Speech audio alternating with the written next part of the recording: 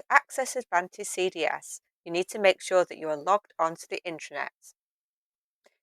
Then you need to go to Applications. You need to go to the My Applications list, and you would expect to see Advantage CDS in this list. However, if it isn't in this list, it's because you have either not completed training or you have not pinned it to the quick links. So I'm going to click on More Applications, and then you can see you have been assigned Advantage CDS because you've completed your training. It's just not pinned. So we're going to click in the little checkbox, and then when we go back to Applications, you can see that Advantage CDS is there for you to select. So we're going to give it a click.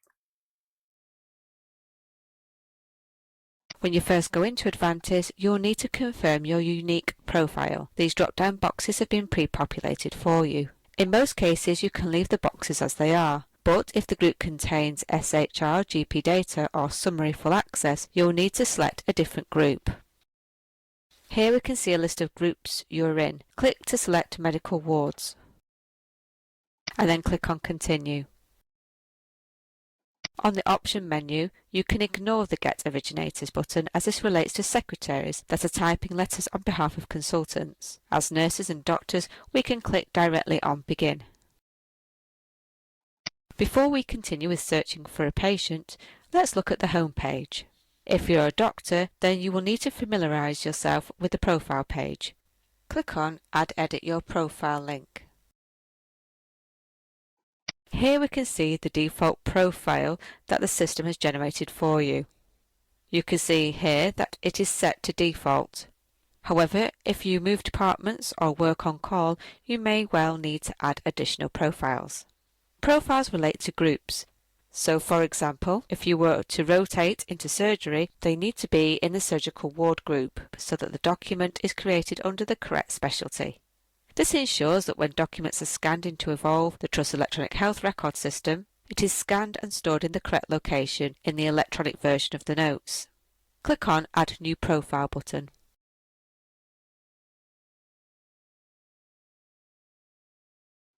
Profile name is a code that is automatically generated. Your organisation is pulled through, however the group needs to change, so click on the Groups drop-down. If the specialty or group does not appear on this list, you'll need to contact the Intranet Help Desk on 4701 to request being added to the group. In this example, click on Surgical Wards. The other fields relate to secretaries who require sign-off for the end of letters. However, it is useful if you add a contact number in your profile, so click in the Contact Telephone Number box and type in your bleep. In this case, we're going to type 0000.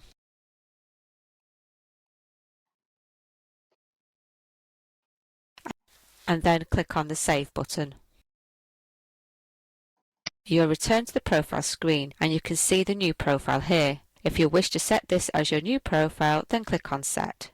Click to set the surgical wards profile as your default.